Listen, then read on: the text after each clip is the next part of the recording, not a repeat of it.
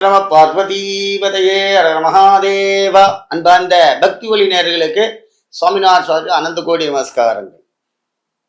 எல்லாமல்ல இறைவனால நம்ம படைக்கப்பட்டாலும் ஒரு முக்கியமான விஷயத்துல இருந்து நம்ம வெளியில வரணும். இந்த அஷ்டமி நவமி 2 திதிகள் இருக்கு. இந்த ஒவ்வொரு திதியிலையும் ஒவ்வொரு ஃபங்க்ஷனை பண்றோம். ஆனா இந்த அஷ்டமியிலையும் நவமியிலையும் ஏன் பண்ணக்கூடாது? இதனால ஏதான தோஷமா?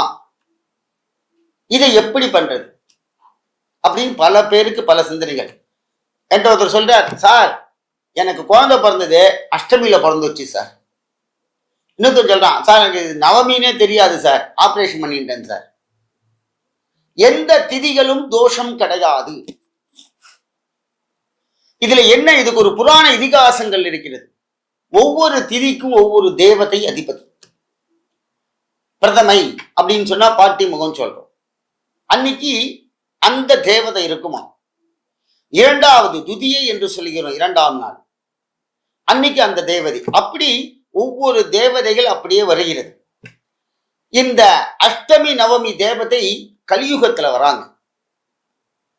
இந்த அஷ்டமி அன்று யாருமே எதுவுமே பண்ண மாட்டேங்கிறாங்களே ஏன் அப்படின்னு நவமியும் அஷ்டமியும் ரொம்ப வேதனைப்பட்டுட்டே இருக்கலாம்.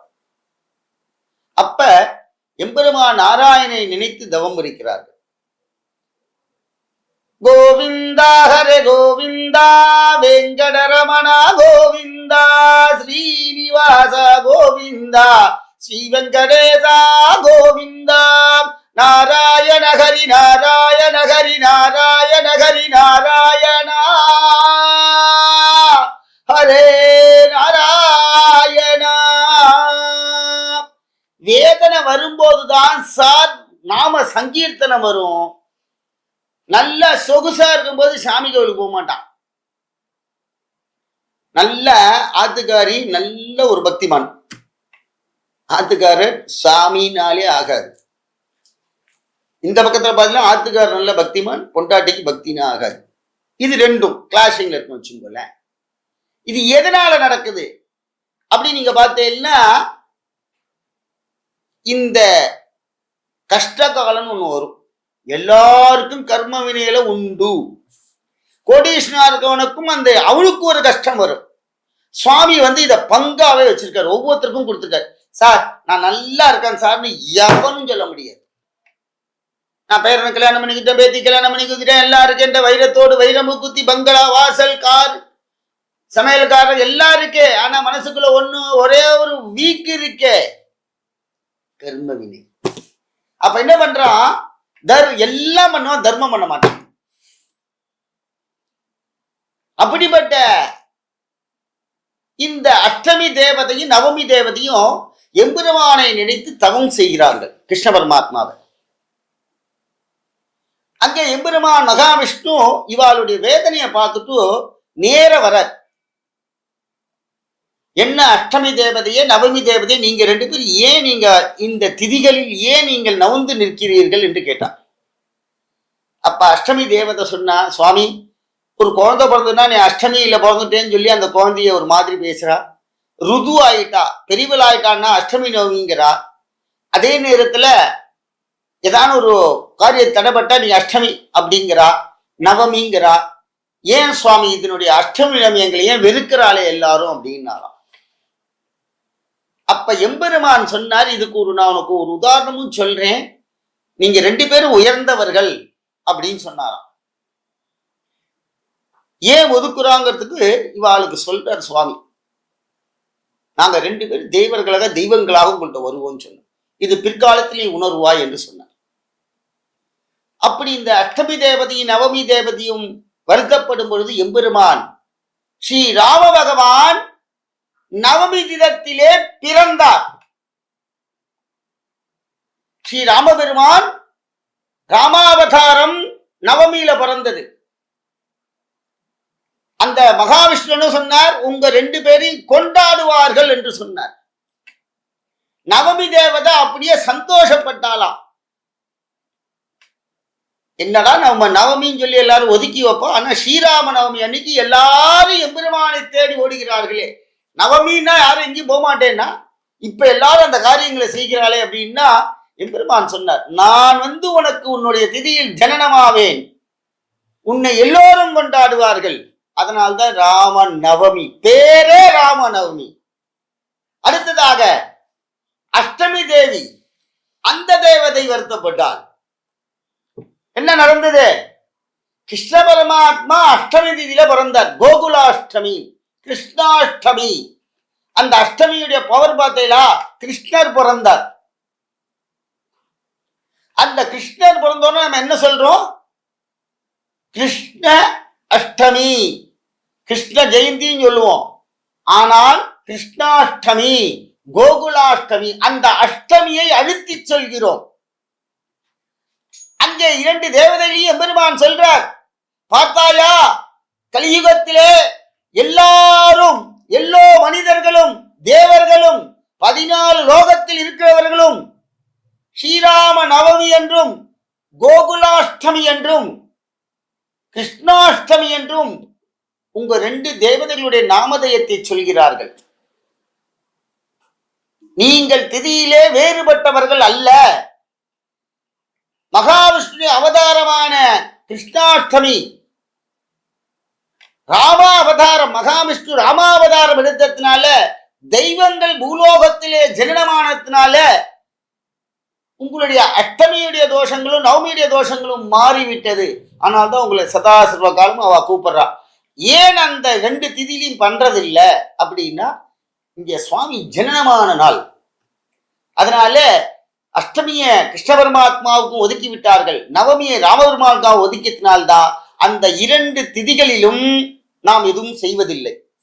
அந்த அஷ்டமியும் நவமியும் தோஷமான திதிகள் அல்ல அப்படிங்கிறத மகா புராணமாக இருக்கக்கூடிய விஷ்ணு புராணத்திலே இந்த தேவதைகளுக்கு எம்பெருமான் மகாவிஷ்ணு அவதார ரூபமாக சொன்னதுனால இந்த ராமநவமியில ரொம்ப விசேஷம். சரி சுவாமி, இதுக்கு என்ன உதாரணம் அப்படின்னா, ராமநவமியிலையும் கோகுலாஷ்டமிலையும் இந்த அஷ்டமி நவமி 2 வருது இல்லையா, அந்த தேவதைகள் சொன்னாலாம், சுவாமி எங்களுக்கு ஒரு பாக்கியத்தை கொடுங்கன்னாலாம். கிருஷ்ண பரமாத்மா யார் வழிபடுகிறார்களோ, குழந்தை பாக்கியம் இல்லைன்னு வழிபடுகிறார்களோ, கவலைகள், கிருஷ்ணனை நினைக்காத நாளே கிடையாது. கிருஷ்ண பரமாத்மா கிட்டக்க போகணும், கடைசியா வாழ்க்கை கிருஷ்ணான்னு கூப்பிடணும். அப்படி கூப்பிட்டா இந்த அஷ்டமி தேவதை அவ்வளோ சந்தோஷப்பட்டு அந்த கிருஷ்ணர் பக்தரை கிருஷ்ண பரமாத்மாவிடம் கொண்டு சேர்க்கிறார். அடுத்தது நவமி. நவமி தேவதை 9 நாழிகை தான், நவ நாழிகை தான் நம்மள்கிட்ட பேசுவான்.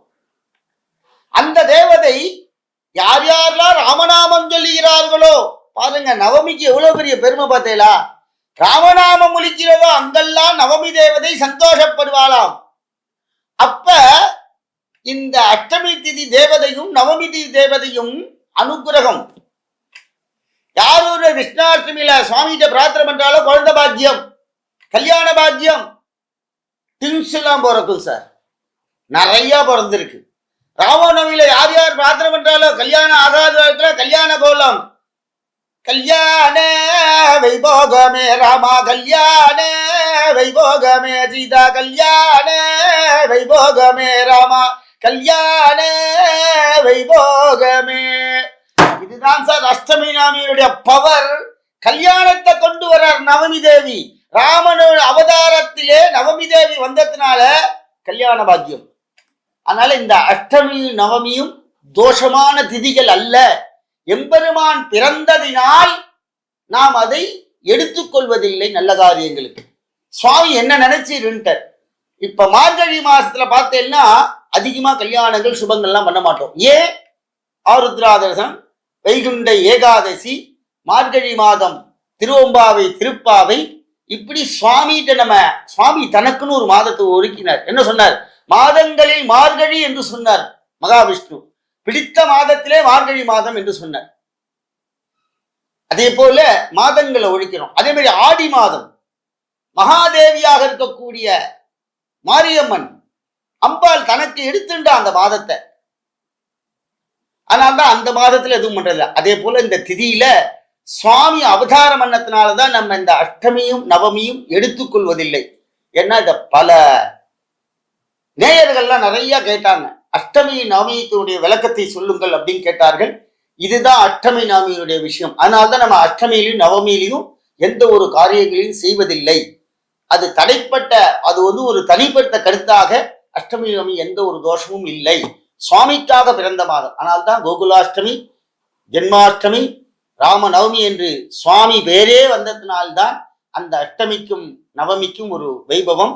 கல்யாணம் ஆகாத குழந்தைகள் ஸ்ரீராமரை நினைத்து கல்யாண பாக்கியத்தை பிரார்த்தனை செய்து கொள்ளலாம், கஷ்டங்கள் நிறைவேறும்.